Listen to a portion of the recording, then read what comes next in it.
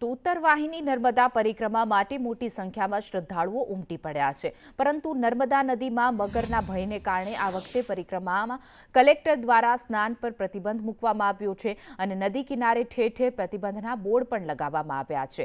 તંત્ર દ્વારા શ્રદ્ધાળુઓને નર્મદા સ્નાનથી વંચિત ન રહેવું પડે તે માટે વિશેષ વ્યવસ્થા કરવામાં આવી છે। મહિલાઓ અને પુરુષો માટે અલગ અલગ બાથરૂમ બનાવવામાં આવ્યા છે, જ્યાં નર્મદા નદીનું પાણી ફુવારાઓ દ્વારા પૂરું પાડવામાં આવે છે।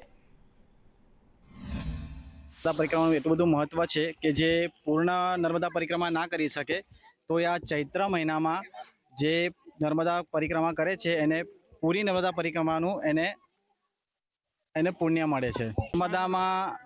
નર્મદામાં સ્નાનનું એટલું મહત્વ છે, જેમ મહાકુંભમાં બધાએ ડૂબકી લગાવી હતી એટલું જ મહત્વ અહીંયા નર્મદાનું પણ છે। અને જો નર્મદામાં અહીંયા સ્નાન ના કરે તો એમની યાત્રા પૂર્ણ થતી નથી।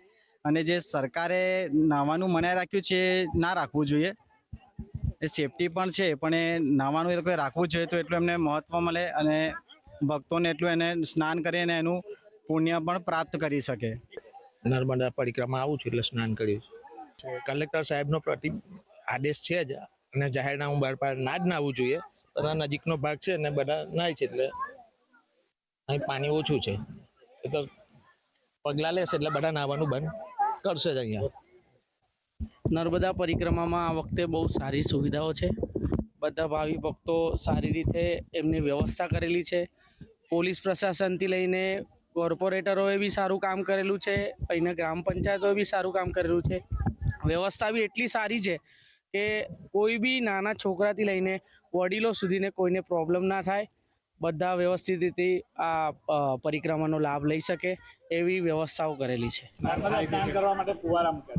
ત્યાં ફુવારા મૂક્યા છે, એક સેફટી પર્પઝથી બી સારું છે। નાના છોકરાઓની સેફટી, જ્યાં દાદરા ઉપર કંઈક સ્લીપ થઈ જાય, કોઈ વાગી જાય, એના રીતથી એક સારી સુવિધા કરેલી છે ગયા।